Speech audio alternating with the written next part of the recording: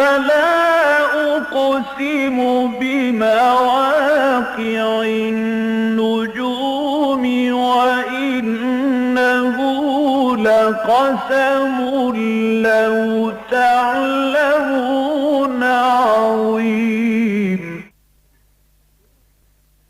إنه لقرآن كريم في كتاب مكنون لا يمسه إلا المطهرون تنزيل من رب العالمين.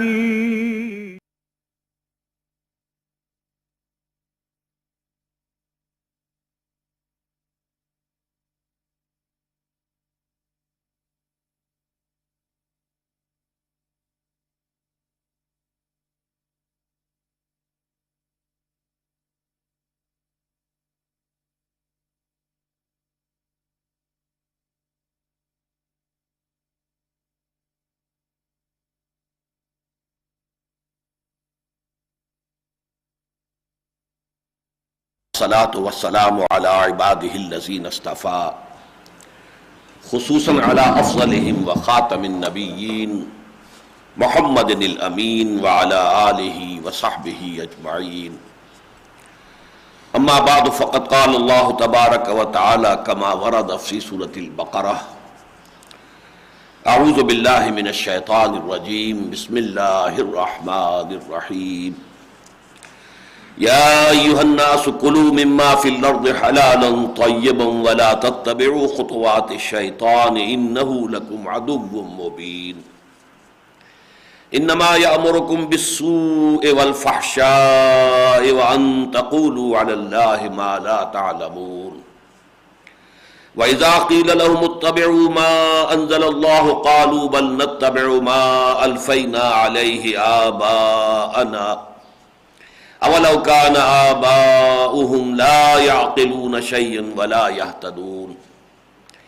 ومثل الذين كفروا كمثل الذي ينعق بما لا يسمع إلا دعاء ونداء صم بكم عمي فهم لا يعقلون. يا أيها الذين آمنوا كلوا من طيبات ما رزقناكم واشكروا لله إن كنتم إياه تعبدون.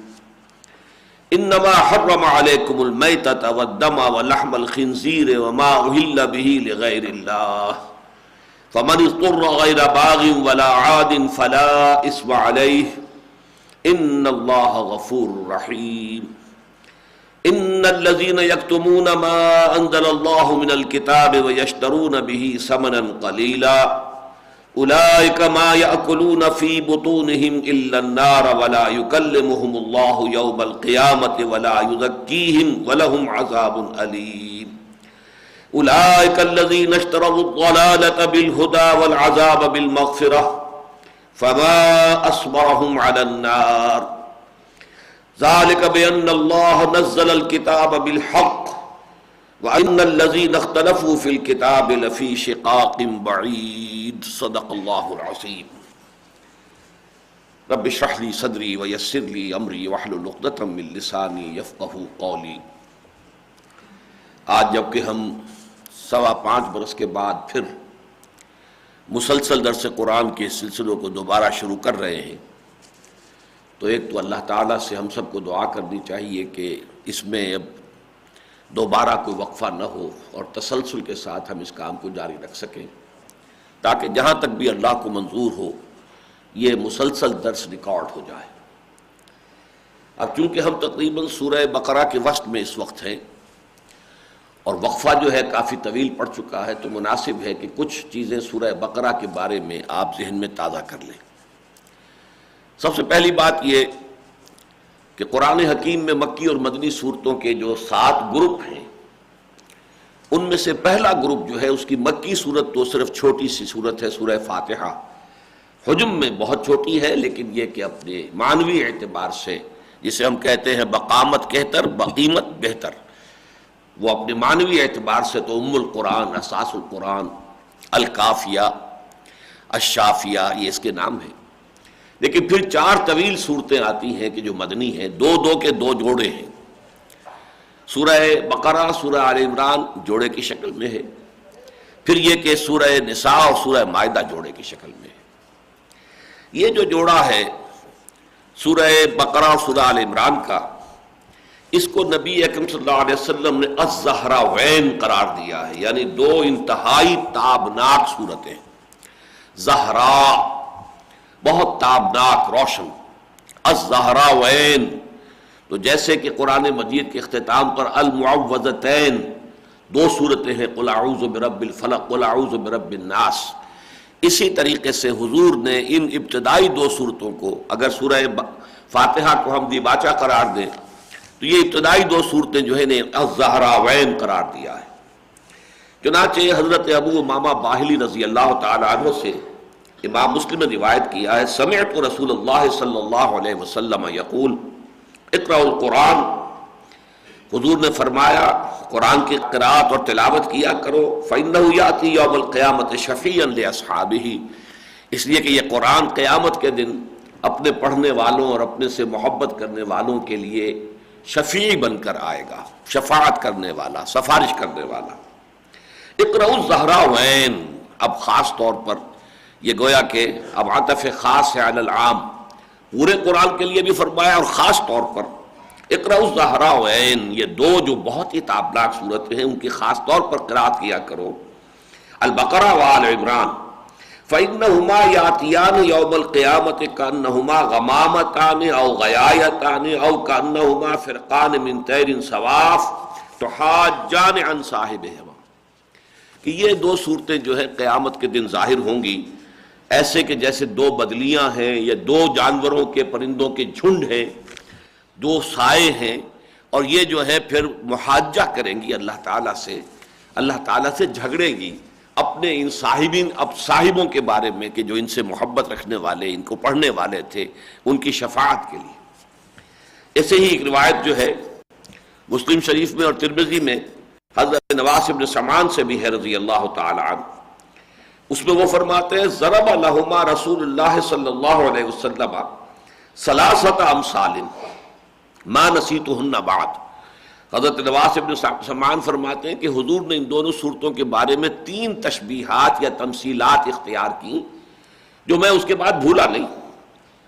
کانہما غمامتان او ذلتان سوداوان بینہما شرق او کانہما خرقان من طیر صواف تحاجان عن صاحبہما، وہی 3 تشبیہات یہاں بھی ہیں۔ تو گویا کہ ان دونوں کی جو ایک خصوصی عظمت ہے وہ حضور صلی اللہ علیہ وسلم نے ان احادیث کے اندر بیان کی۔ اب اس میں ہم نیچے اتر رہے ہیں سورہ بقرہ۔ سورہ بقرہ کے بارے میں یہ روایت جو ہے حضرت ابو ہریرہ سے ترمذی شریف کے اندر موجود ہے کہ حضور نے فرمایا لِكُلِّ شَيْءٍ سَنَامٌ وَسَنَامُ الْقُرْآنِ سورۃ البقرہ فِيهَا آیَةٌ هِيَ سَیِّدَةُ آیات القرآن آیت الکرسی۔ حضور نے فرمایا ہر شے کی ایک چوٹی ہوتی ہے، ایک کلائمیکس ہوتا ہے، ایک نقطہ عروج ہوتا ہے، اور قرآن حکیم کا سنام جو ہے وہ سورہ بقرہ ہے۔ اس میں ایک آیت وہ بھی ہے کہ جو تمام آیات قرآنیہ کی سردار ہے، یعنی آیت الکرسی۔ تیسری بات یہ نوٹ کیجئے کہ اس سورہ مبارکہ کو بغرض تفہیم، تاکہ ذہن میں بات جو ہے وہ جمی رہے، میں نے ایک نام دیا ہے سورۃ الامتین۔ یہ سورت 2 امتوں سے متعلق ہے، ایک امت سابق بنی اسرائیل جو نزول قرآن کے وقت 2000 برس سے ایک خاص حیثیت کے مالک تھے کہ روئے ارضی پر اللہ کی کتاب، اللہ کی شریعت، اللہ کے دین کے وہی امین تھے، وہ تھے کہ جو اللہ تعالیٰ کی نمائندگی کر رہے تھے روئے ارضی پر، وہ ہے بنی اسرائیل، سابقہ امت مسلمہ۔ پھر وہ معزول کیے گئے اور ان کی جگہ یہ نئی امت جو اب حضور صلی اللہ علیہ وسلم کی بعثت کی بنیاد پر وجود میں آئی ہے، اسے اس مقام پر فائز کیا گیا۔ چنانچہ اس سورہ مبارکہ کے تقریباً مساوی 2 حصے بنتے ہیں۔ ذرا سا فرق یہ بنتا ہے کہ 40 رکوعوں میں سے پہلے حصے میں 18 رکوع ہیں، دوسرے میں 22 ہیں، 20-20 کی تقسیم نہیں ہے۔ رکوع جو ہے پہلے حصے میں کم ہے، دوسرے میں زیادہ ہے، لیکن اس کو کمپنسیٹ کرتی ہے یہ چیز کہ پہلے حصے کی آیات 152 ہیں اور دوسرے حصے کی آیات 134 ہیں۔ پہلے حصے میں یا تو براہ راست خطاب ہے بنی اسرائیل سے، یا روح سخن جو ہے وہ زیادہ تر بنی اسرائیل کی طرف ہے۔ دوسرے حصے میں تمام تر خطاب امت مسلمہ سے ہے، امت محمد سے ہے صلی اللہ علیہ وسلم۔ اب یہ جو دو حصے ہیں ان کے اندر جو مزید تقسیم آتی ہے، الحمدللہ کہ اس کی ایک تشبیہ اور تمثیل ابھی کم سے کم 20-25 برس ہو گئے ہوں گے جب ذہن میں آئی تھی، اب تک مطمئن ہوں کہ بہترین ہے کہ اس کی تقسیم کو ذہن میں رکھنے کے لیے۔ پہلے حصے میں عمودی تقسیم ہے، 4 رکوع، پھر 10 رکوع، پھر 4 رکوع۔ یہ گویا کہ ورٹیکل جو ہے اس کے اندر پولرائزیشن کا لفظ استعمال ہوتا ہے، ڈویژن جو ہے ورٹیکل ہے۔ دوسرے حصے میں ہاریزونٹل ہے، اس میں تقسیم جو ہے وہ افقی ہے، عمودی نہیں ہے، ہاریزونٹل ہے۔ اس سے مراد کیا ہے کہ پہلے حصے میں درمیان میں جو 10 رکوع ہیں ان میں تو کلیتاً خطاب ہے سابقہ امت مسلمہ سے، یا بنی اسرائیل اذکروا نعمتی التی انعمت علیکم۔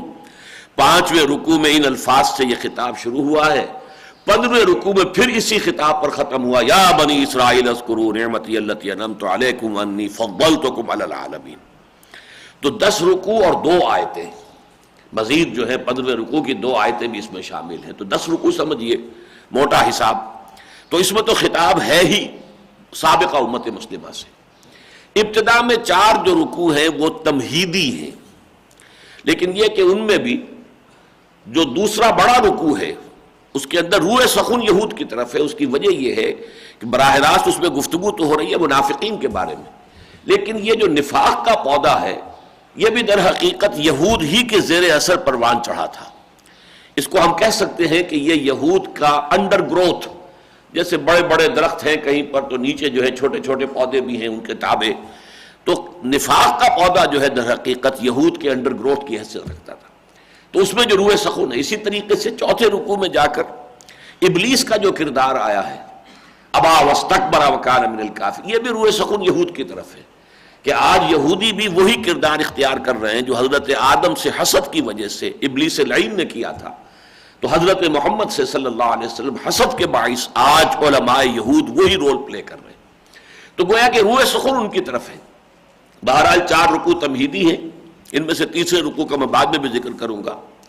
اس کے بعد 4 رکوع جو ہے وہ تحویلی ہیں۔ تحویل سے مراد یعنی یہ جو تحویل ہو رہی ہے کہ امامت جو ہے وہ سابقہ امت مسلمہ سے سلب کی جا رہی ہے اور ایک نئی امت مسلمہ امت محمد کو دی جائے، یہ تحویل ہے۔ اس تحویل کی علامت ہے تحویل قبلہ، کہ پہلے رخ جو ہے موحدین کا وہ بیت المقدس کی طرف تھا اور اب انہیں حکم ہو گیا ہے کہ مسجد حرام کی طرف رخ کرو۔ تو تحویل امامت جس کی علامت ہے تحویل قبلہ، یہ 4 رکوع اس سے بحث کرتے ہیں، اس لیے کہ اس کا آغاز کیا گیا حضرت ابراہیم علیہ السلام کے تذکرے سے اور خانہ کعبہ کی تعمیر کے سلسلے سے، کیونکہ اب ادھر رخ پھیرنا ہے اور اس کے معمار ہیں حضرت ابراہیم اور حضرت اسماعیل علیہ السلام۔ پھر ظاہر بات ہے کہ یہ دونوں شاخیں جو ہے آخر جا کر مل جاتی ہیں حضرت ابراہیم کی شخصیت پر۔ بنی اسرائیل بھی حضرت ابراہیم کے پوتے حضرت یعقوب کے جو 12 بیٹے تھے ان سے یہ 12 قبیلے چلے ہیں اور بنو اسرائیل کہلاتے ہیں۔ اور حضور کی بعثت ہوئی ہے بنی اسماعیل میں جو بیٹے تھے، بڑے بیٹے تھے حضرت ابراہیم کے۔ تو اس طریقے سے ایک مشترک شخصیت کا ذکر کر کے اور ان کے حوالے سے خانہ کعبہ کی جو تعمیر ہو رہی تھی، اذ یرفع ابراہیم القواعد من البیت و اسماعیل، اور جو اس وقت ان کے احساسات تھے، جو جذبات تھے باپ بیٹا کے ابراہیم اور اسماعیل کے، اور اس کے بعد پھر تحویل قبلہ کا حکم آیا ہے کہ اب فول وجہک شطر المسجد الحرام۔ اور یہ 2 رکوع ہیں، اس کی اہمیت کا اندازہ آپ اس سے کیجئے۔ یہ موضوع جو ہے اس لیے کہ مذہبی مزاج کے لوگوں میں آج کا بھی ہمارا موضوع خاص طور پر اسی سے متعلق ہے۔ عام طور پر جو مذہبی مزاج ہوتا ہے وہ بعض چیزوں کے بارے میں بہت سینسٹیو ہو جاتا ہے، بہت سینسٹیو، اور عام طور پر جو یوں سمجھیے کہ عوام الناس ہوتے ہیں وہ ظواہر اور مظاہر کے ساتھ ان کی جو ہے وابستگی زیادہ ہو جاتی ہے، حقیقت اور روح کی طرف توجہ کم ہوتی ہے۔ اب ظاہر بات ہے کہ قبلہ بدل گیا، یہ تو ایک بہت ہی بڑا یعنی سمجھیے کہ بہت عظیم واقعہ ہو گیا کہ ہم ابھی تو نماز پڑھ رہے تھے ادھر رخ کر کے، ابھی نماز پڑھ رہے ادھر رخ کر کے، کیا ہوا؟ ہماری ان نمازوں کا کیا ہوگا؟ اگر اصل قبلہ یہ تھا تو وہ نمازیں تو ضائع ہو گئی۔ یہ اس قدر گہری تشویش تھی مسلمانوں کو کہ آپ نے دیکھا کہ ان دو رکوعوں میں جس طرح تکرار کے ساتھ آیا فَوَلِّ وَجْهَكَ شَطْرَ الْمَسْجِدِ الْحَرَامِ، اب یہ فیصلہ ہے۔ بہرحال یہ تو پہلے 18 رکوع تھے۔ اب جو بقیہ 22 رکوع ہیں ان میں جیسا کہ میں نے عرض کیا تقسیم جو ہے وہ ہاریزونٹل ہے، افقی ہے، اور اس کو یوں سمجھیے کہ 4 لڑیاں ہیں مضامین کی، 4 علیحدہ علیحدہ بالکل انڈیپینڈنٹ، لیکن وہ آپس میں بٹی ہوئی ہیں، جیسے رسی آپ بٹتے ہیں، لڑیاں ہوں انہیں بٹتے ہیں تو رسی بن جائے گی۔ 2 لڑیاں اس میں سے ہے شریعت کی، شریعت میں پھر 2 حصے ہو جاتے ہیں، عبادات اور معاملات۔ تو ایک لڑی ہے عبادات، روزے کے احکام آ رہے ہیں، حج کے احکام آ رہے ہیں، نماز کے سفر کی حالت میں احکام آ رہے ہیں وغیرہ وغیرہ۔ ایک معاملات ہے، وراثت کے سلسلے میں ہدایات آ رہی ہیں یا اور ہدایات آ رہی ہیں، پھر یہ شراب اور جوئے کے بارے میں ہدایات آ رہی ہیں، اور نکاح اور طلاق کے بارے میں، یہ دوسرا حصہ ہو گیا۔ تیسرے یوں سمجھیے کہ 2 لڑیاں ہیں جہاد فی سبیل اللہ کی، لیکن یہاں آ کر یہ 2 لڑیاں بالکل علیحدہ ہو گئی ہیں۔ ایک ہے قتال فی سبیل اللہ، اس لیے کہ اب مدنی دور ہے، مدنی دور میں آ کر اب وہ جہاد قتال کی شکل اختیار کر چکا ہے۔ تو قتال فی سبیل اللہ اور انفاق فی سبیل اللہ، یہ جہاد فی سبیل اللہ کی 2 شاخیں ہیں۔ جاہدوا فی سبیل اللہ باموالکم وانفسکم، جہاد کرو اللہ کی راہ میں اپنے مالوں کے ذریعے بھی، اپنی جانوں کے ذریعے بھی۔ مال کے ذریعے سے جہاد انفاق فی سبیل اللہ، اور جان ہتھیلی پر رکھ کر آ کر میدان میں جہاد کرنا وہ گویا کہ قتال فی سبیل اللہ۔ تو یہ 4 لڑیاں ہیں کہ جو آپ اس سورت کے 22 رکوعوں میں بٹی ہوئی دیکھیں گے۔ ابھی کوئی حکم آ گیا عبادات سے متعلق، پھر کوئی حکم آ گیا معاملات سے متعلق، پھر کہیں قتال کی بحث آ گئی، پھر کہیں انفاق کی آ گئی، پھر کہیں قتال کی آ گئی، پھر انفاق۔ تو یہ بٹی ہوئی ہے، جس کی کہ میں نے تمثیل دی تھی کہ اگر یہ ایک نیلی، لال، ہری، پیلی 4 لڑیاں ہوں، انہیں بٹ کے آپ نے اگر رسی بنایا ہو تو جب رسی کو آپ دیکھیں گے تو اس میں یہ کٹواں نظر آئیں گے، رنگ جو ہے مسلسل رنگ نظر نہیں آئے گا، نہ پیلا، نہ نیلا، نہ لال، نہ ہرا، بلکہ یہ کہ پیلا ہے پھر لال ہے پھر ہرا ہے پھر نیلا ہے پھر پیلا ہے پھر لال ہے پھر ہرا ہے پھر نیلا ہے، تو وہ کٹوا ہوں گے۔ لیکن رسی کھول دیں گے تو معلوم ہوگا یہ رسی، یہ لڑی لال جو ہے یہ بھی مسلسل ہے، یہ نیلی لڑی بھی مسلسل ہے، پیلی بھی مسلسل ہے، ہری بھی مسلسل ہے۔ تو اس طریقے سے 4 لڑیاں ہیں، ہاریزونٹلی چل رہی ہیں 22 رکوعوں میں، لیکن یہ کہ وہ آپس میں بٹی ہوئی ہیں، لہذا نظر آتی ہے کٹنا۔ اور پھر یہ کہ ان کی بنتی میں جیسے کوئی ریشمی کپڑا ہو بہت اعلیٰ، اب اس میں تانا بانا تو ہے، تو تانا بانا تو انہی 4 لڑیوں کا ہے، لیکن اس بنتی کے اندر ہی بہت بڑے بڑے پھول بنا دیے گئے۔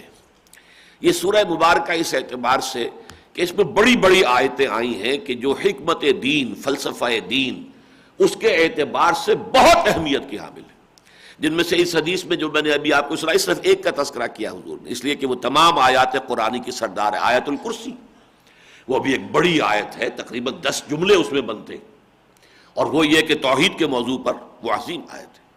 آیت البر، اگلا درس ہمارا اسی پر مشتمل ہوگا، آیت نمبر 177 سورہ بقرہ کی، نیکی کے موضوع پر۔ نیکی کسے کہتے ہیں، حقیقتاً نیکی کیا ہے، نیکی کی روح کیا ہے، اس کا جسد کیا ہے، اس کے اندر اول کیا ہے، اس کے بعد ثانوی شے کیا ہے، اور یوں سمجھیے کہ قرآن کے فلسفہ اخلاق پر جامع ترین بحث ایک آیت، آیت البر، وہ بھی طویل ہے، اس کے بھی 8-10 جملے بن جائیں گے۔ اسی طرح ہم پڑھ چکے ہیں 20ویں رکوع کے شروع میں جس کو میں نے نام دیا ہے آیت الآیات۔ اتنی آیات آفاقی ایک جگہ پر جمع نہیں کی گئی ہیں، آسمانی بھی اور ارضی بھی، سماوی اور ارضی آیات آفاقی ایک آیت میں۔ ان فی خلق السماوات والارض واختلاف اللیل والنہار والفلک التي تجری فی البحر بما ينفع الناس وما انزل اللہ من السماء من ماء فاحیا به الارض بعد موتها وبث فیہا من کل دابۃ وتصریف الرياح والسحاب المسخر بین السماء والارض لآیات لقوم یعقلون۔ یہ ہمارا آخری درس تھا جو میں نے عرض کیا 14/1/95 کو ہوا تھا۔ تو یہ آیت الآیات ہے۔ پھر اسی طریقے سے آیت الدین جو آیا ہے اس سورہ مبارکہ کے اندر، وہ ایک طویل ترین آیت ہے قرآن مجید کی، اور اس میں یہ ہے کہ قرض کے لین دین کے اوپر اتنی جامع آیت ہے، اتنے مختلف پہلوؤں سے احاطہ کر لیا گیا، احاطہ کیا گیا ہے، اور وہ بہت بڑا یوں سمجھیے کہ تمام جو کاروباری معاملات ہوتے ہیں ان میں اب ادھار کا معاملہ تو ہوتا ہے کاروبار کے اندر، اس سے متعلق بڑی تفصیلی ہدایات جو ہیں اس ایک آیت میں۔ پھر آخری جو آیت ہے اس میں جو عظیم ترین دعا آئی ہے قرآن مجید میں، ربنا لا تؤاخذنا ان نسینا واخطانا ربنا۔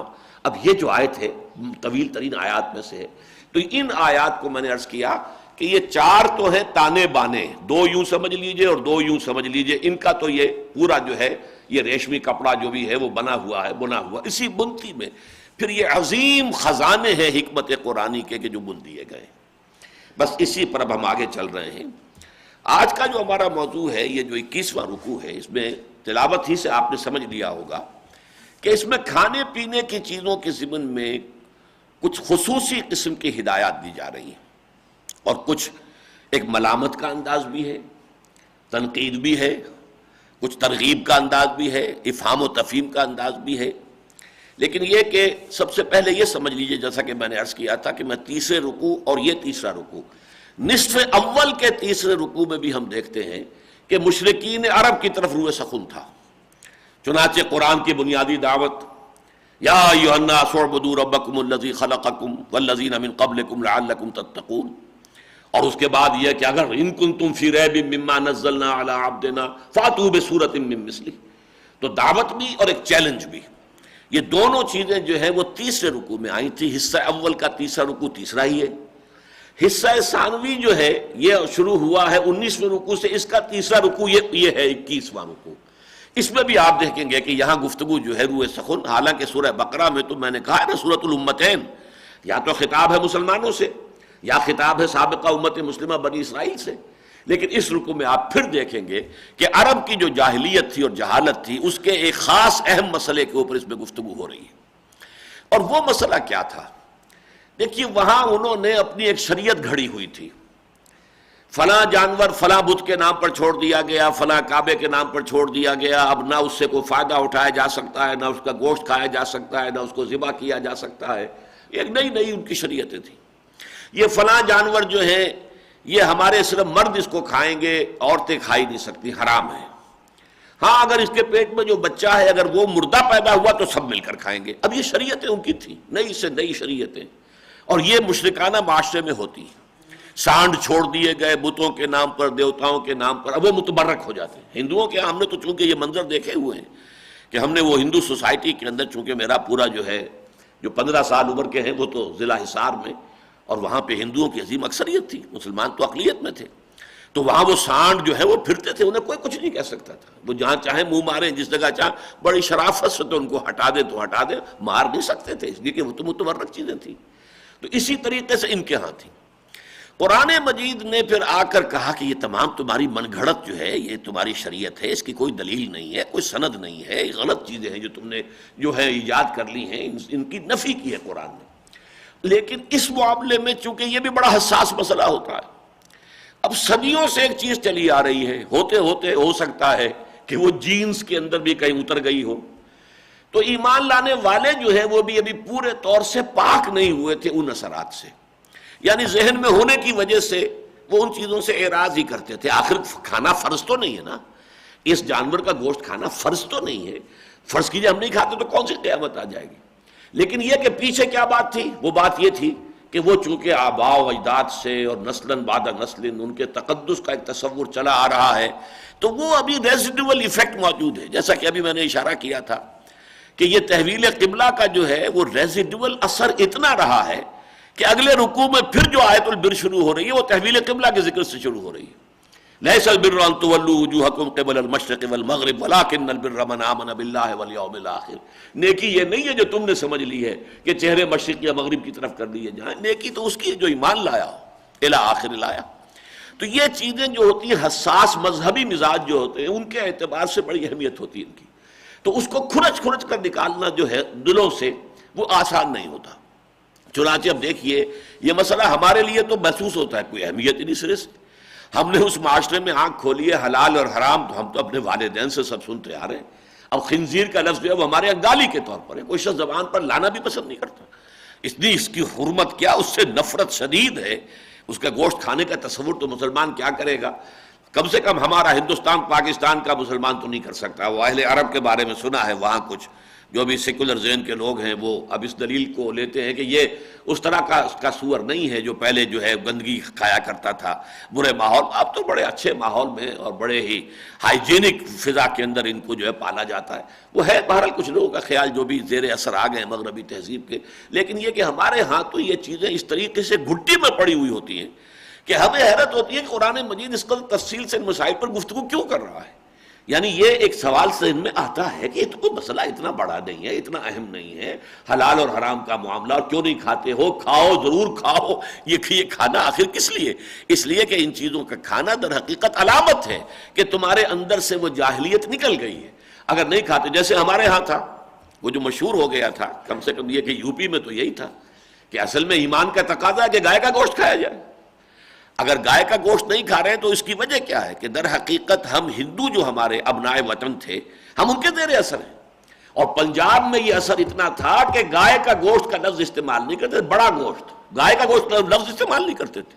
یہاں پر جو ہے اتنا زیر اثر تھا وہ. لیکن یو پی میں جو ہے مسلمان، وہ تو یہ کہ بکرے کا گوشت سمجھتا تھا کہ وہ تو بیماروں کے کھانے کی چیز ہے. یعنی بکری یا بکری کی دکان پر اگر گوشت کی دکان پر کوئی شخص کھڑا ملتا تھا کسی کو تو وہ کہتا تھا خیریت ہے. یعنی یہ کہ یہ تو بیماروں کے کھانے کی چیز ہے. اصل میں تو کھانے کا گوشت جو ہے وہ جسے آپ بڑا گوشت کہتے ہیں پنجاب میں، یعنی گائے کا گوشت ہے کھانے کی شے.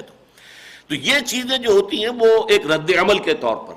لیکن یہ کہ وہاں اس عرب کے معاشرے میں ابھی یہ چیزیں جو ہیں رفتہ رفتہ رفتہ رفتہ، جیسے کہ وہ کہاوت ہے کہ ایک شخص مسلمان تو ہو گیا تھا ہندو، لیکن اس نے ایک طاق کے اندر ایک ٹھاکر بھی سجایا ہوا تھا، ایک بت بھی رکھا ہوا تھا. جاتے آتے اس کو بھی وہ سلام کر لیتا تھا. اور اس سے پوچھا گیا یہ کیا کرتا ہے؟ لڑائی کسی سے بھی اچھی نہیں ہے بھائی.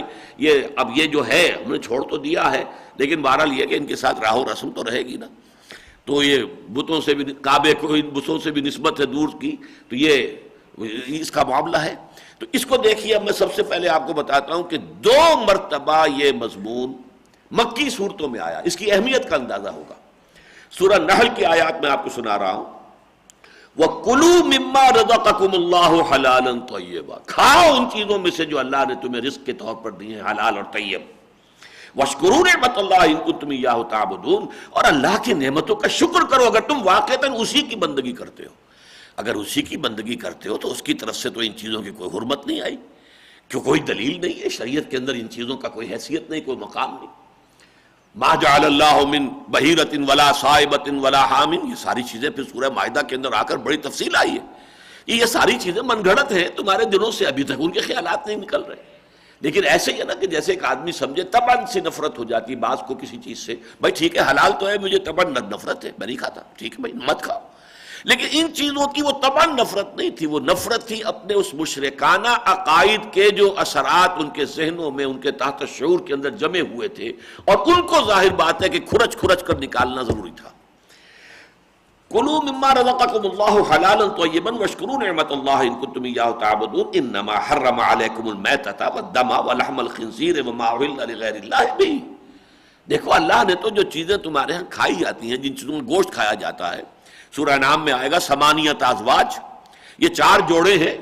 اونٹ ہے نر اور مادہ ہے، گائے بیل ہے نر اور مادہ ہے، بکری ہے نر اور مادہ ہے، بھیڑ ہے نر اور مادہ. بس یہ 4 جوڑے تھے ان کے ہاں جو عام کھانے میں آتے تھے. تو اب ان میں سے اللہ نے کسی شے کو حرام نہیں کیا ہے. حرام کیا ہے کس کو؟ ایک تو یہ کہ مردار ہو، ان میں سے کوئی چیز بھی اگر اپنی طبی موت مر گئی ہے تو ٹھیک ہے وہ حرام ہو گئی. والدم، اور خون ہو.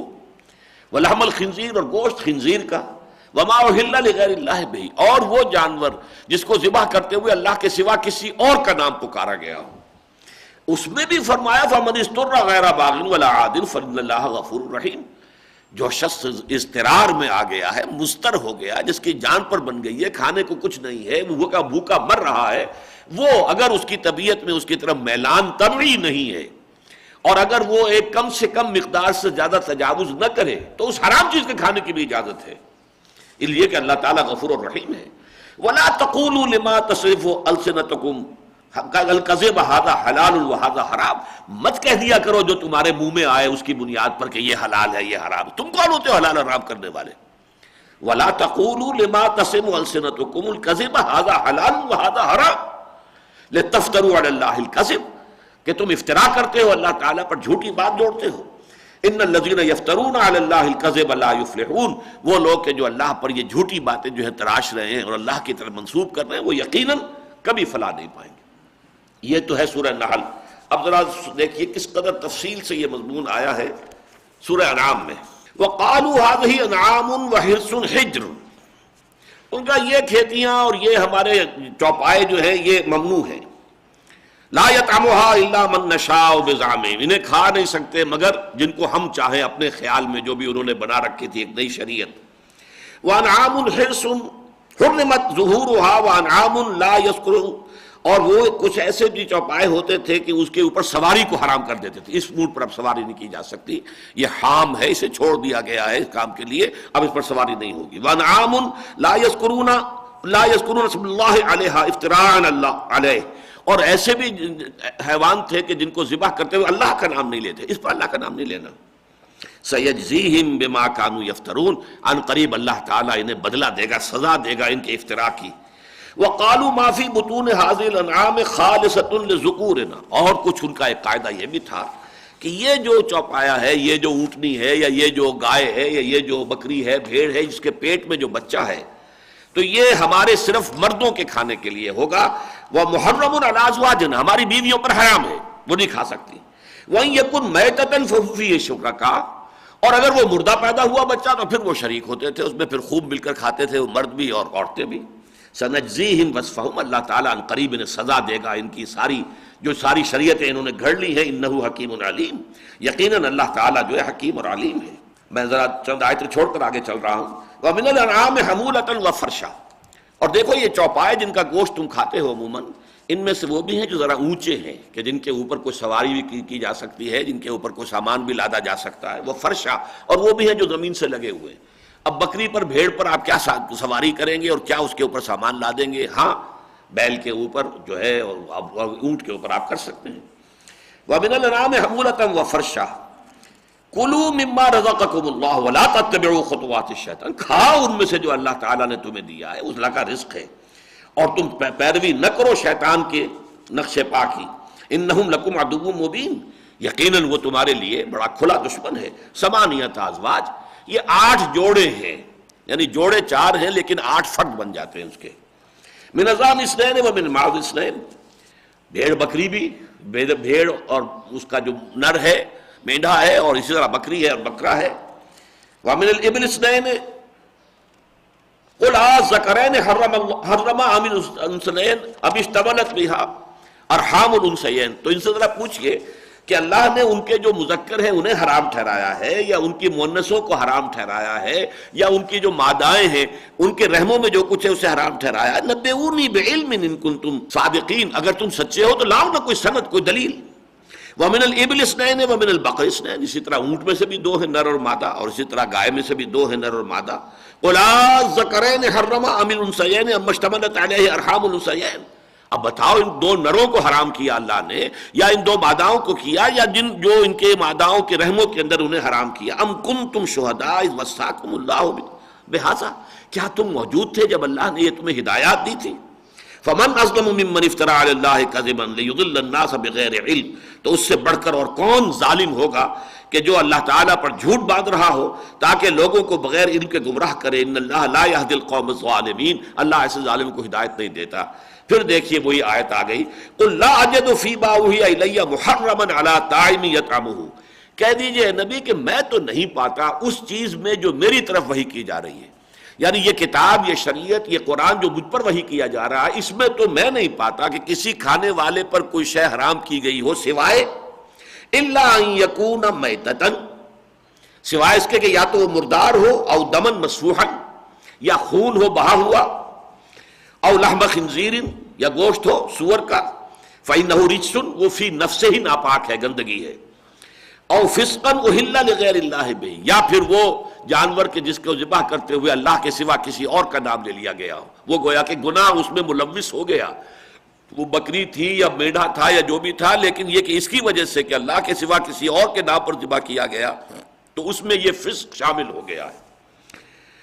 فمن اضطر غیر باغ ولا عاد فإن ربک غفور رحیم، تو جو اس کے بعد جو ہے کسی کے اندر نہ تو اس کے لیے میلان طبعی ہو ان چیزوں کے لیے، ان 4 چیزوں کے لیے، اور نہ یہ کہ وہ کم سے کم جو ضروری ہے جان بچانے کے لیے اس مقدار سے تجاوز کرے، تو پھر یہ کہ اس کے اوپر کوئی حرج نہیں ہے۔ اور یقیناً اللہ تعالیٰ جو ہے ان ربک غفور رحیم، آپ کا رب جو ہے غفور الرحیم ہے۔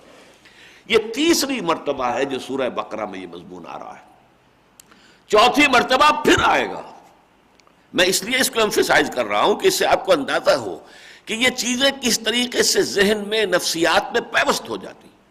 حالانکہ ٹھیک ہے وہ لوگ ایمان لا چکے ہیں، وہ ساری اب جو ہے حضور کی تصدیق کر رہے ہیں، تمام احکام تسلیم کر لیے ہیں، لیکن یہ بار بار بار بار بار بار اور خاص طور پر مدنی دور میں جہاں تو خطاب ہی ہو رہا ہے مسلمانوں سے، اگرچہ آغاز میں جو خطاب ہے وہ عام ہے جس میں کہ کفار بھی پیش نظر ہیں، چونکہ جو اس کا رشتہ جوڑا جا رہا ہے کہ اصل میں یہ ساری جو تمہارے ہاں اگر کوئی اس سلسلے میں کوئی ایڈیوسنکریسی ہے یا تم کوئی بہت زیادہ الرجی فیل کرتے ہو، بہت زیادہ نفرت محسوس کرتے ہو، تو یہ در حقیقت انہی مشرکان جو عقائد تھے تمہارے آباء و اجداد کے، انہی کے کچھ ریزیڈول اثرات ہیں جو ابھی تک تمہاری نفسیات میں باقی ہیں. اس پس منظر میں پڑھیے تکملہ جو آئے گا اس مضمون کا، جیسا کہ میں نے عرض کیا کہ جو شریعت محمدی ہے اس کا نقطہ آغاز اور بلو پرنٹ تو سورہ بقرہ سے شروع ہوتا ہے، لیکن اس کا تکملہ جو ہے پوری تکمیل جو ہوگی جا کر، تو چونکہ اسی میں وہ آیت بھی ہے الیوم اکملت لکم دینکم واتممت علیکم نعمتی ورضیت لکم الاسلام دینا، تو وہ ہوگی سورہ مائدہ. سورہ مائدہ میں یہ مضمون 2 جگہ آئے گا دوبارہ جا کر، تو اس سے پھر اندازہ کیجئے کہ اس کی اہمیت کا کیا عالم ہے. فرمایا یا ایھا الناس کلوا مما فی الارض حلالا طیبا، لوگوں کھاؤ زمین کی ان چیزوں میں سے کہ جو حلال ہو طیب ہو. ایک تو یہ کہ وہ شے فی نفس ہی حلال ہو، طیب یعنی اس میں ثانوی طور پر کوئی برائی شامل نہ ہو گئی ہو، جیسے فسق کہا گیا، اگر اس کو ذبح کرتے ہوئے خدا کے سوا کسی اور کا نام لے لیا تو اب یہ اگرچہ اپنی جگہ وہ بکری ہے، حلال ہے اس کا گوشت. یا اسی طریقے سے چوری کی ہے، کہیں سے مرغی چرا کر کھا رہے ہیں آپ، تو وہ تو آپ کے لیے جو ہے حرام ہے، حرام کھا رہے ہیں، حلال تو نہیں کھا رہے، حالانکہ مرغی کا گوشت تو حلال ہے. اسی طریقے سے جو بھی حرام ذریعے سے کمائی ہوئی چیزیں ہوں، چاہے وہ چوری ہو، کوئی ڈاکہ ہو، سودی کاروبار ہو، جو بھی آدمی کر رہا ہے اس سے چاہے اس نے بہت ہی حلال طیب جو ہے وہ چیز خریدی اور کھا رہا ہے، حرام کھا رہا ہے. لہذا 2 شرطیں ضروری ہیں کہ وہ حلال بھی ہو اور طیب بھی ہو. وَلَا تَتَّبِعُوا خُطُوَاتِ الشَّيْطَانِ، اور دیکھو شیطان کے نقش پا کی، اس کے قدموں کی پیروی نہ کرو. یہ پیروی اگر ہم نظری طور پر اصولی طور پر دیکھیں تو 2 طرح کی تھی. ایک تو شیطان نے ایک پٹی یہ پڑھائی انسانوں کو کہ نیکی جو ہے اور روحانیت جو ہے اور تقویٰ جو ہے اور اللہ سے اللہ کا قرب جو ہے وہ تو اس میں ہے کہ دنیا کی ان چیزوں سے تعلق منقطع کر دو، لذائذ دنیاوی سے فائدہ اٹھاؤ ہی نہ، کھانے پینے کی اچھی چیزیں نہیں، کوئی لذیذ چیز مت کھاؤ، اپنے اوپر حرام کر لو. جو یہ سورہ اعراف میں یہ مضمون آیا ہے، قل من حرم زینۃ اللہ التی اخرج لعبادہ والطیبات من الرزق، یہ ایک انتہا تھی. یعنی درویشی کے نام پر اللہ نے جو چیزیں حلال کی ہوئی ہیں انہیں اپنے اوپر خام خواہ حرام کر لینا. یہ ٹھیک ہے، ایک انسان جو ہے اگر اقامت دین کی جد و جہد میں لگا ہوا ہے، اس میں وقت سارا اس میں صرف کر رہا ہے، اس کے پاس آمدنی جو ہے اپنے لیے اپنے اہل و عیال کے لیے کمانے کا وقت ہی اتنا کم ہے کہ اس سے بمشکل وہ جو ہے جو بنیادی ضرورتیں پوری کر رہا ہے، تو اس وجہ سے اگر وہ پھل نہیں خرید سکتا یا کوئی اچھی چیزیں نہیں لا سکتا اپنے بچوں کے لیے تو کوئی عرض نہیں. لیکن یہ کہ اس کو یہ سمجھنا کہ روحانیت کے منافی ہے، اچھے کپڑے پہننا روحانیت کے منافی ہے، یہ چیز ہے در حقیقت کے جو گویا کہ ایک طرف تو یہ انتہا ہے وَلَا تَتَّبِعُوا خُطُوَاتِ الشَّيْطَانِ قُلْ مَنْ حَرَّمَ زِينَةَ اللَّهِ الَّتِي أَخْرَجَ لِعِبَادِهِ وَالطَّيِّبَاتِ مِنَ الرِّزْقِ قُلْ هِيَ لِلَّذِينَ آمَنُوا فِي الْحَيَاةِ الدُّنْيَا خَالِصَةً يَوْمَ الْقِيَامَةِ. یہ ساری چیزیں اللہ فرماتا ہے کہ ہم نے اپنے اہل ایمان بندوں کے لیے پیدا کی ہیں، دنیا میں بھی اور آخرت میں قیامت کے دن تو صرف ان کے لیے رہ جائیں گی، کفار کو اس میں سے کوئی حصہ ملے گا ہی نہیں. دنیا میں تو یہ کہ اہل ایمان کے ساتھ کفار کو بھی ہم دے رہے ہیں. کُلًّا نُمِدُّ هَٰؤُلَاءِ وَهَٰؤُلَاءِ مِنْ عَطَاءِ رَبِّكَ وَمَا كَانَ عَطَاءُ رَبِّكَ مَحْظُورًا.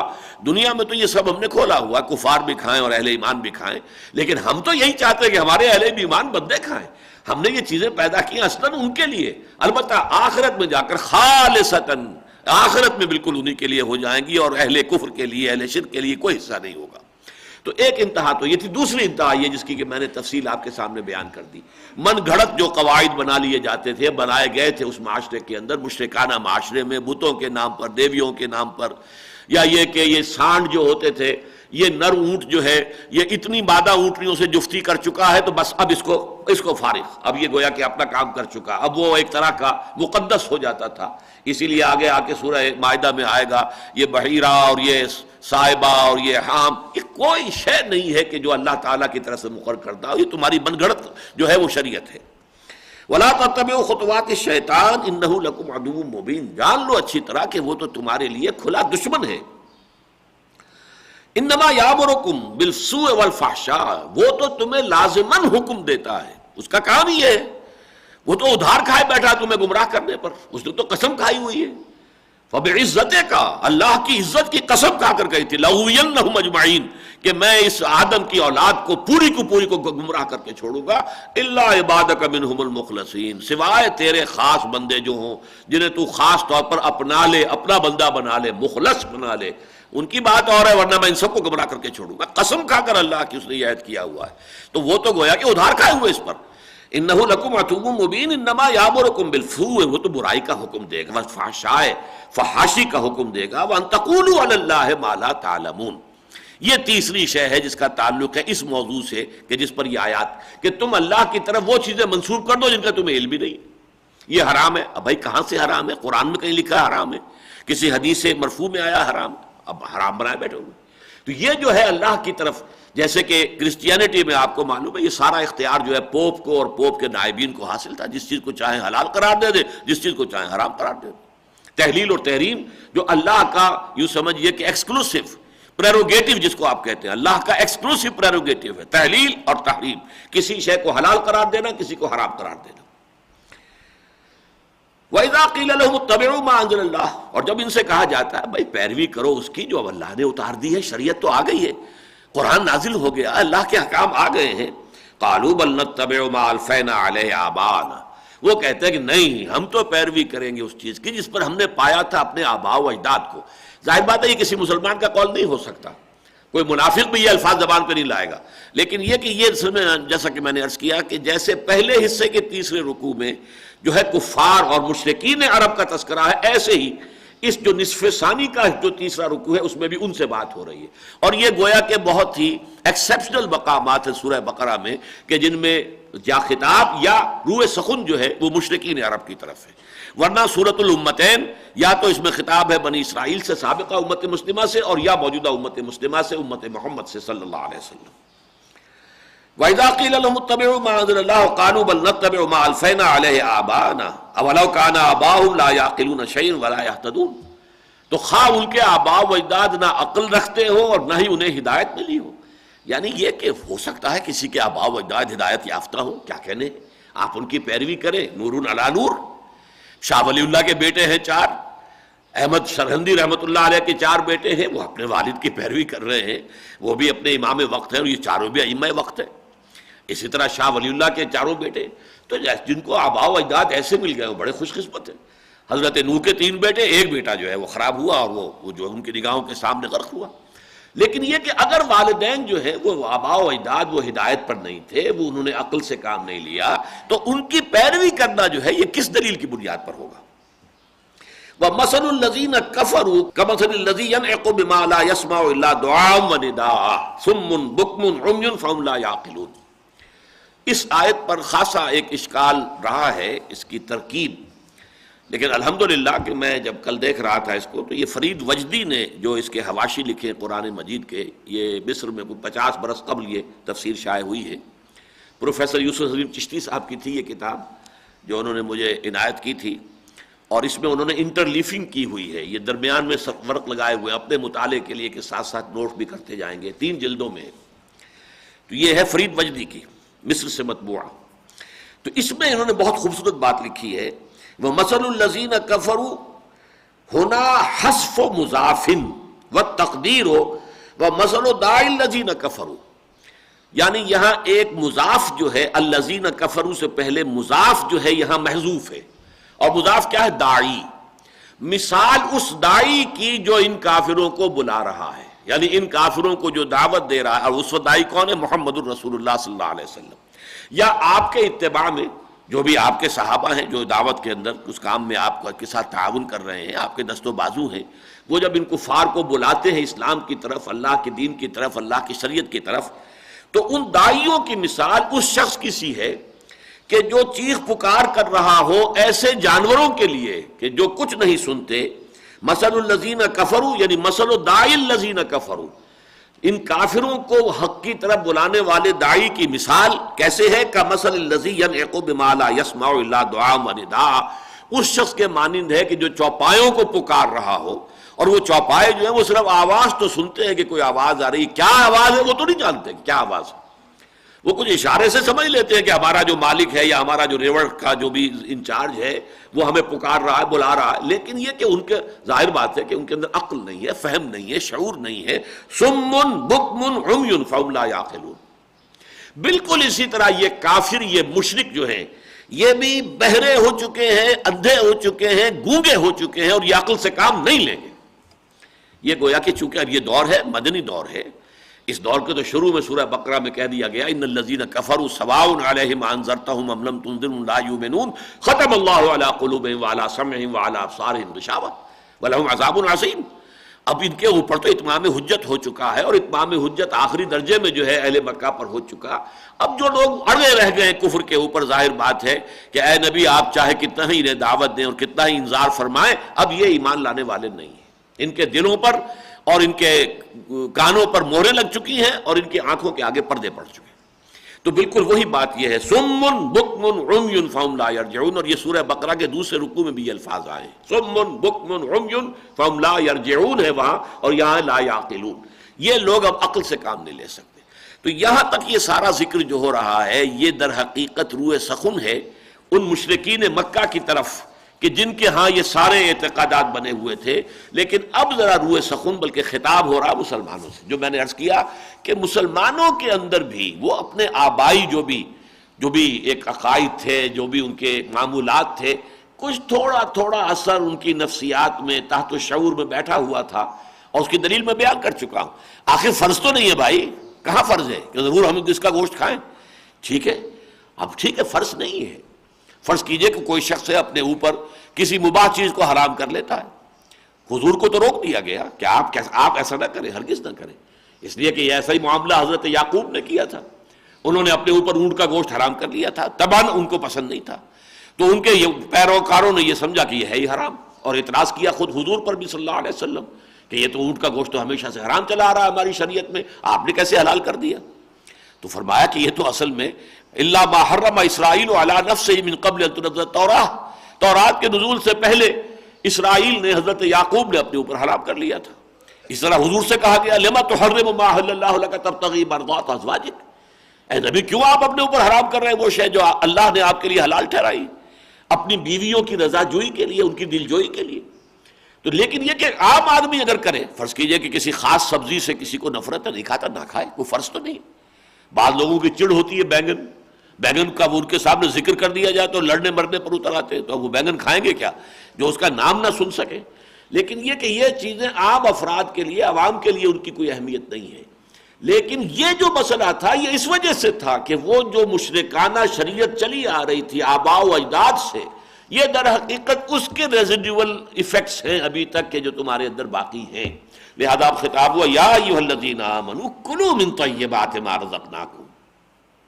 دیکھیں اسی طرح انداز شروع ہوا سورہ انعام کی آیت کا، بالکل یہ اہل ایمان کھاؤ ان چیزوں میں سے جو پاک ہیں جو ہم نے تمہیں عطا کی ہیں، واشکروا للہ، اور اللہ کا شکر ادا کرو، ان کنتم ایاہ تعبدون، اگر تم واقعتاً صرف اسی کی بندگی کرتے ہو.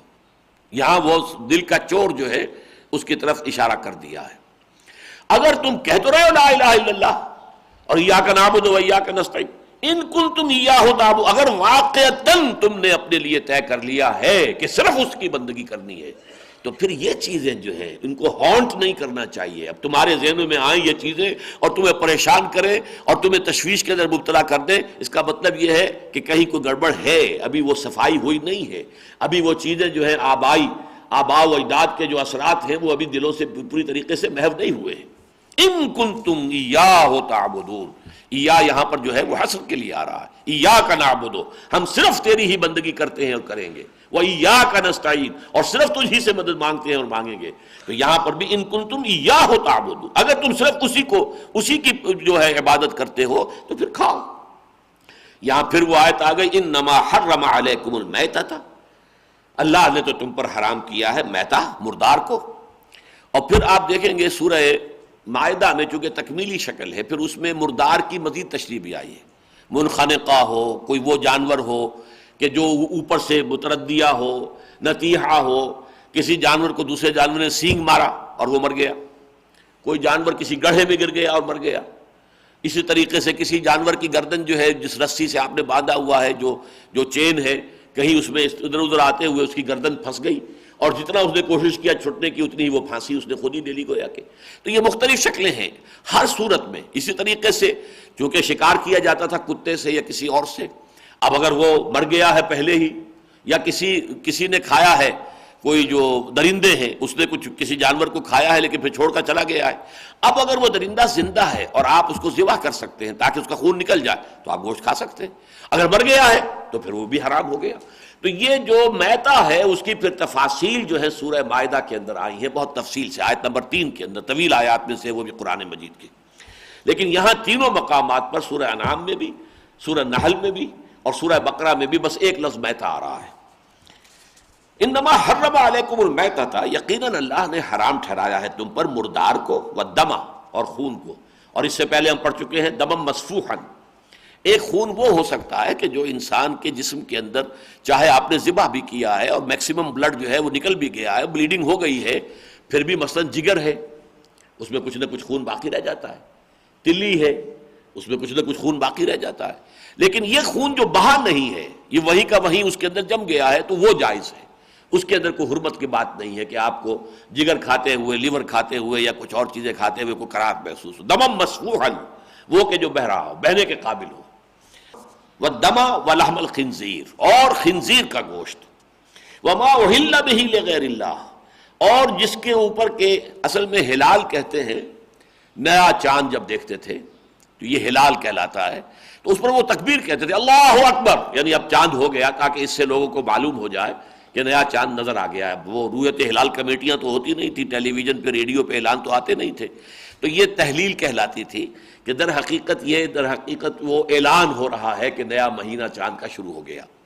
تو اسی طریقے سے جب تکبیر کہتے ہیں جانور کو ذبح کرتے ہوئے تو وہ بھی اسی کو احلال جو ہے تحلیل، وہ اس کا وہی لفظ استعمال ہو رہا ہے۔ وما اہل بہ لغیر اللہ، جس پر نام پکارا گیا ہو ذبح کرتے ہوئے اللہ کے سوا کسی اور کا، اور اسی میں پھر وما ذبح علی النصب، استھان پر جا کے ذبح کیا گیا۔ آپ ایک بکرا لے کر خاص طور پر اہتمام سے دربار جاتے ہیں، وہاں ذبح کرتے ہیں، چاہے نام آپ نے نہیں لیا ہے، لیکن یہاں کیوں لے کے آئے اس بکرے کو؟ دربار کا تقربی پیش نظر ہے نا۔ تو یہ گویا کہ جو بھی چیز اس طرح کے جو استھان ہوتے ہیں ان پر جا کر ذبح کی جائے گی، در حقیقت اس کے اندر شرک کی وہ آلودگی شامل ہو گئی۔ تو یہ ساری چیزیں تفصیل سے، جیسا کہ میں نے عرض کیا کہ جو شریعت محمدی ہے علیہ صاحب الصلاۃ والسلام، اس کی تکمیلی صورت جو ہے وہ سورہ مائدہ ہے۔ انما حرم علیکم المیتۃ والدم ولحم الخنزیر وما اہل بہ لغیر اللہ فمن اضطر غیر باغ ولا عاد۔ پھر یہ تیسری مرتبہ، چوتھی مرتبہ پھر سورہ مائدہ میں آئے گی۔ تو جو استرار میں آ جائے، دیکھیے استرار ہے ضرر سے، باب افتعال بنا ہے تو یہاں چونکہ ضاد ہے پہلے تو اس میں تے کو بھی توئے بنا دیا گیا، استرار، ورنہ یہ اصل میں باب افتعال میں تو تے شامل ہونی چاہیے اس میں۔ ضرر کہتے ہیں تکلیف کو، اور استرار سے مراد یہ ہے کہ کوئی شخص اس درجے مخمصے میں پھنس جائے کہ جان پر بن جائے۔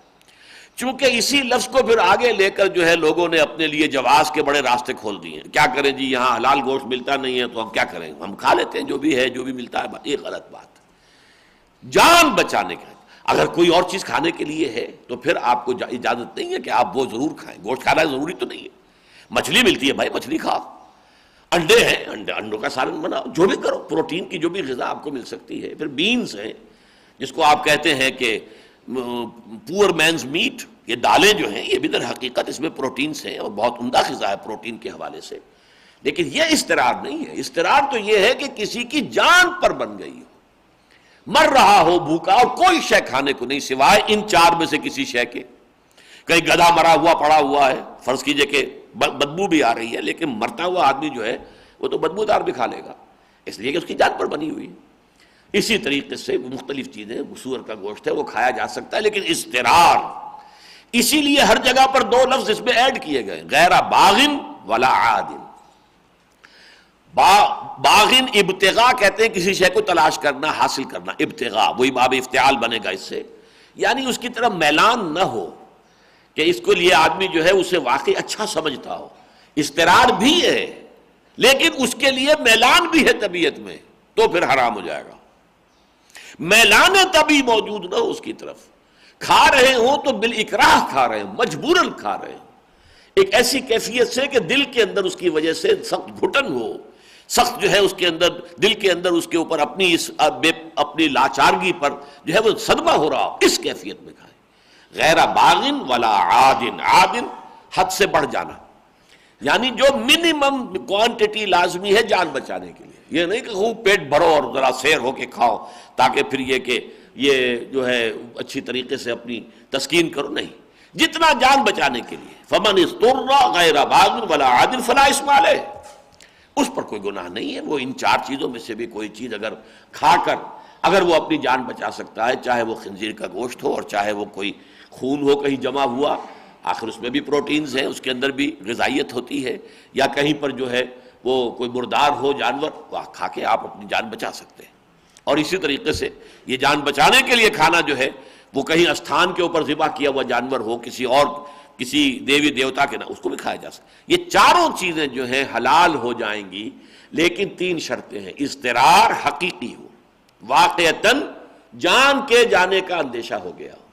نمبر 2، اس کی طرف کوئی میلان طبعی نہ ہو، رجحان اپنی ذات کا نہ ہو. نمبر 3، کم سے کم منیمم مقدار جو لازمی ہے اس سے تجاوز نہ کیا جائے، تو اس سے استفادہ کیا جا سکتا ہے. اب اس کے بعد اسی مناسبت سے کچھ چیزوں کا تذکرہ یہاں پر ہو رہا ہے جو اہل کتاب کا معاملہ ہے. چنانچہ یہاں فرمایا ان الذین یکتمون ما انزل اللہ من الکتاب. چنانچہ یوں سمجھیے کہ یہ جو پہلا حصہ اول تھا اس کے آخر میں آ کر یہ مضمون بڑی تفصیل سے آ چکا ہے. لیکن یہ بھی چونکہ ظاہر بات ہے کہ ابھی تو جو یہود تھے مدینے کے، ان سے ابتدائی جو گفتگو ہو رہی تھی براہ راست، انڈائریکٹلی تو مکی جو آخری زمانے کی مکی صورتیں ان کے اندر یہ مسائل آ گئے اور ان کو یعنی بالواسطہ خطاب بھی آ گیا. حضرت موسیٰ علیہ السلام کے حالات کس قدر تفصیل سے سورہ اعراف میں آ چکے ہیں، وہ ساری چیزیں جو ہے وہ بہت، لیکن وہاں بالواسطہ تھا معاملہ، بھی بلا واسطہ براہ راست خطاب جو ہے یہود کے ساتھ نہیں تھا. براہ راست خطاب ہوا جب آپ مدینہ تشریف لے آئے، اور مدینہ تشریف آوری کے بعد پہلی صورت یہی ہے جو تھوڑا تھوڑا حصہ کر کے نازل ہوئی ہے. لہذا ابھی چونکہ ان کے ساتھ گفتگو جو ہے اس کا معاملہ تو جاری رہے گا، سورہ آل عمران میں بھی جاری رہے گا، سورہ نساء میں بھی جاری رہے گا، بلکہ اور بڑھے گا. سورہ مائدہ ہی اس موضوع پر بھی آخری تکمیلی صورت ہے قرآن مجید کی اہل کتاب کو دعوت دینے کے ضمن میں. تو یہاں پہ اس کے بارے میں فرمایا ان الذین یکتمون ما انزل اللہ من الکتاب، یقیناً وہ لوگ جو چھپاتے ہیں اس شے کے جو اللہ نے اپنی کتاب میں سے نازل کی ہے. ان کے پاس تورات تھی، جانتے تھے اس میں کیا ہے، اس میں پیشین گوئیاں تھی محمد الرسول اللہ صلی اللہ علیہ وسلم کی، جس کے بنا پر وہ منتظر تھے کہ نبی آخر الزمان کا وقت آ گیا ہے ان کے ظہور کا، جس کے بنا پر بحیرہ راہب نے پہچانا ہے حضور کو، جس کے بنا پر کہ اس راہب نے جس کے پاس حضرت سلمان فارسی زیر تربیت تھے، اس نے کہا تھا کہ میرا علم بتا رہا ہے کہ جنوب کی طرف کھجوروں کی سرزمین میں اب آخری نبی کی ظہور کا وقت آ گیا ہے. گو اینڈ ٹرائی یور لک، دیکھو شاید تمہاری طلب صادق جو ہے تمہیں ان کے قدموں تک پہنچا دے.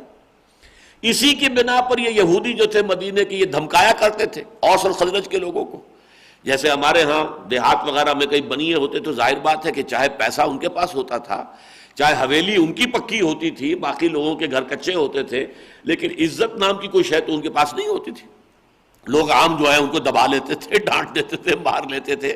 تو پھر وہ اسی طریقے سے یہودیوں کا معاملہ تھا، ان کے اندر بزدلی تھی بہت زیادہ.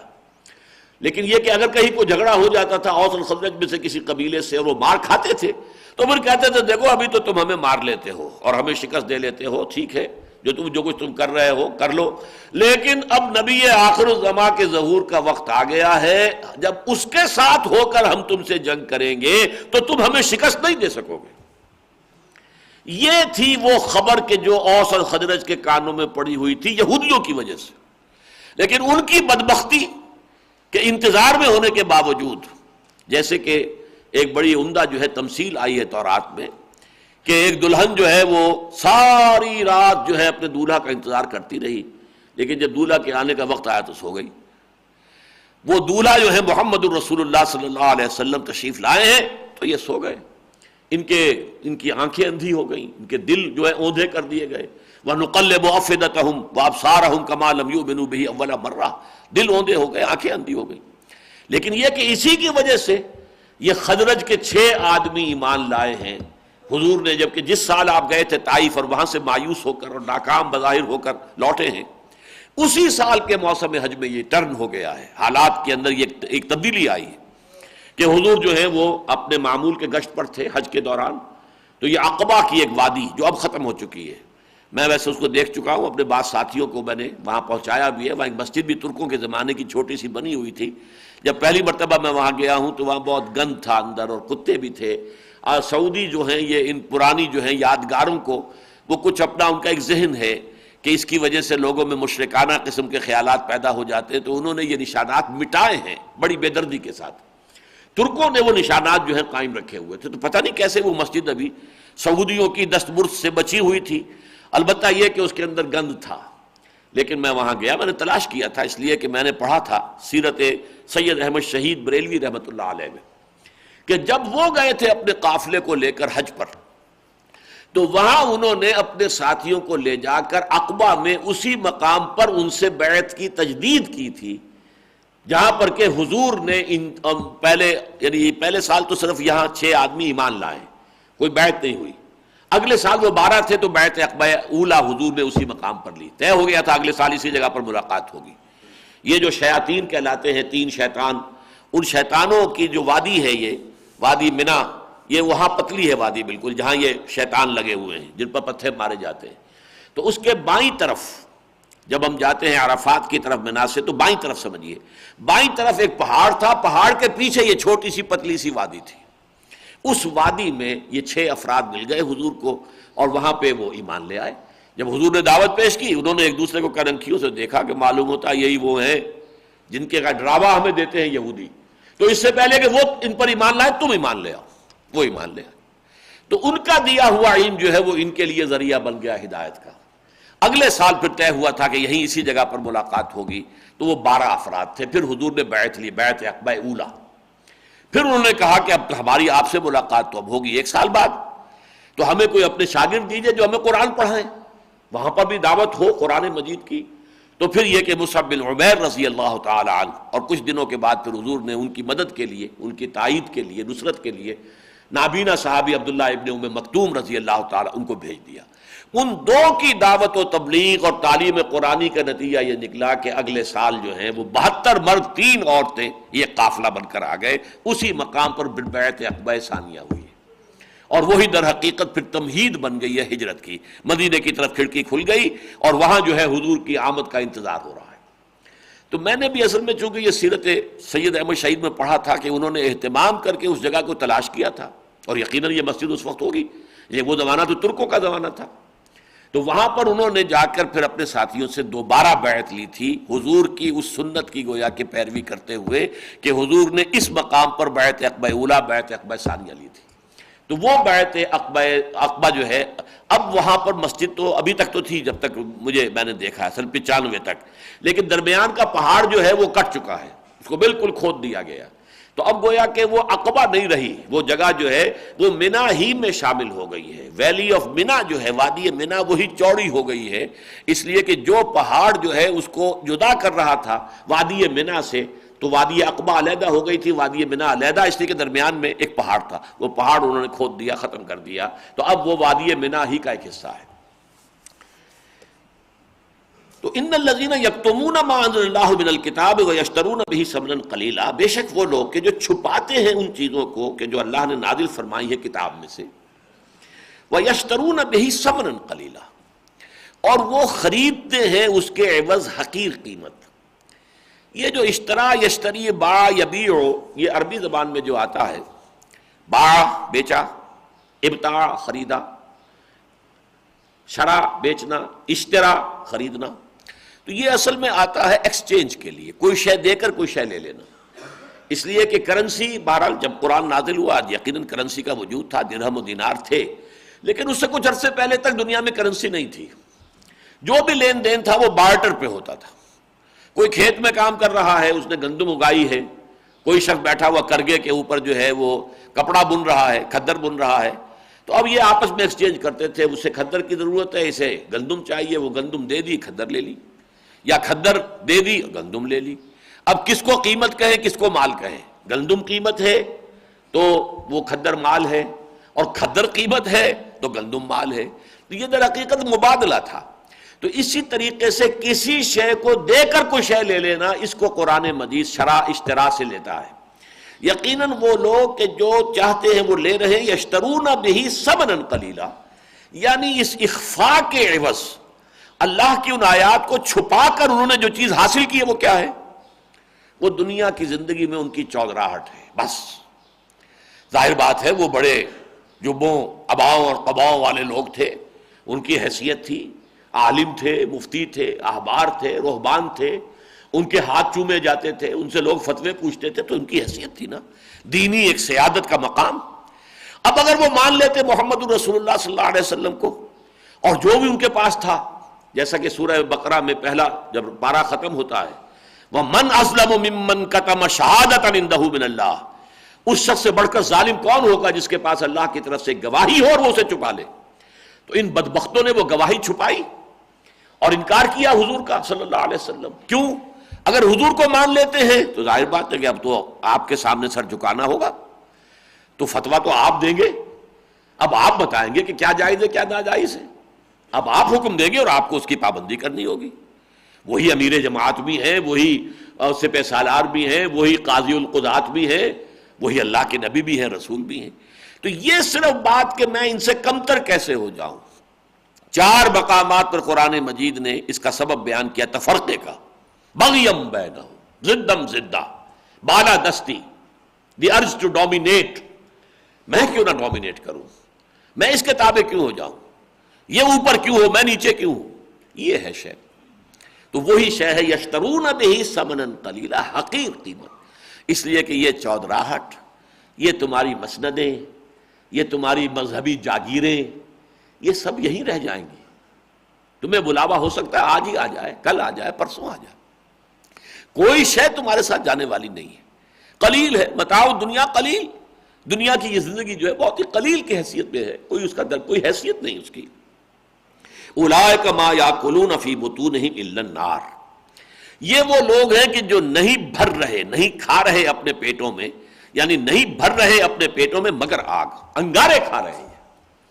یہ انگارہ اس وقت ظاہر نہیں ہو رہا، انسولیٹڈ ہے، اوپر اس کی انسولیشن آئی ہوئی ہے، جیسے کڑوی گولی کے اوپر شوگر کوٹنگ ہوتی ہے، حلق سے اترتے ہوئے پتہ نہیں چلتا کہ وہ کڑوی ہے، وہ تو جو بھی ہے اس کا وہ بیدے میں جا کے پتہ چلتا ہے. اسی طرح یہ انسولیٹڈ انگارے ہیں جو کھا رہے ہیں.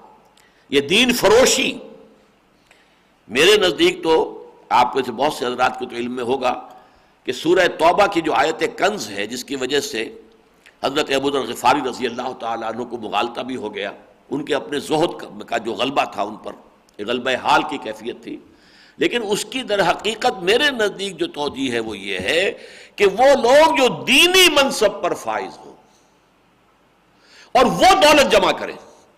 ایک آدمی کاروبار کر رہا ہے، اس کا ٹیکسٹائل مل ہے یا اس نے کوئی دکان بنائی ہوئی ہے، کوئی اور محنت کر رہا ہے، کوئی ڈاکٹر ہے، وہ اگر کوئی دولت اپنے پاس جمع کر رہا ہے وہ اور شے ہے. ایک وہ شخص ہے جو دینی خدمت میں بظاہر لگا ہوا اور دولت جمع کر رہا ہے.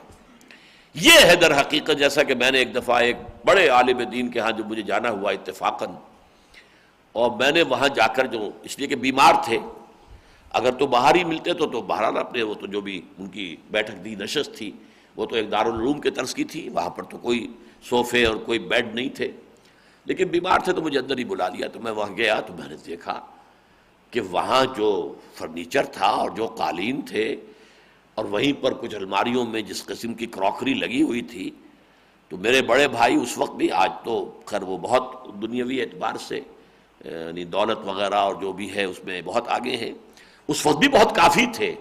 میں نے کہا ایسی چیزیں تو ان کے گھر میں بھی نہیں ہیں، یہ کیا بیچتے ہیں؟ وہ تو پھر بھی کچھ بیچتے تو ہیں نا، یہ کیا بیچتے ہیں؟ تو بیچنے کی چیزیں تو پھر ان کے پاس تو دین ہی ہے نا، دینی خدمت بیچ رہے ہیں. اس کے عوض تو جب میرا کتاب چاہے حساب کم و بیش، اس کے شروع میں میں نے مقدمہ یہی لگایا ہے کہ قرآن مجید میں 8 مقامات پر آیا ہے کہ اس پر کوئی اجرت یا اجر لینا ہرگز جائز نہیں. ٹھیک ہے متاع ضرورت کے حد تک، ظاہر بات ہے حضور صلی اللہ علیہ وسلم بھی اپنی ضرورت کے لیے کم سے کم ضرورت رکھی تھی، لیکن کم سے کم ضرورت جو ہے وہ تو بیت المال سے پوری کرتے تھے. اس لیے کہ جو خمس آتا تھا اس میں آپ کے قرابت داروں کے لیے آپ کا حصہ تھا، آپ کا حق تھا، وہ کرتے تھے.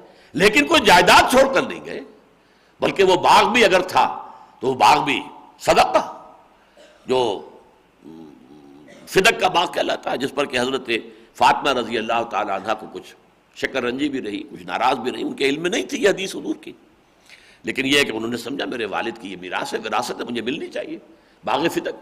حضرت ابو بکر نے فرمایا کہ حضور نے تو مجھ سے کہا تھا، میں خود اس کا راوی ہوں، کہ نحن معاشر الانبیاء لا نرث ولا نورث ما ترکناہ صدقہ.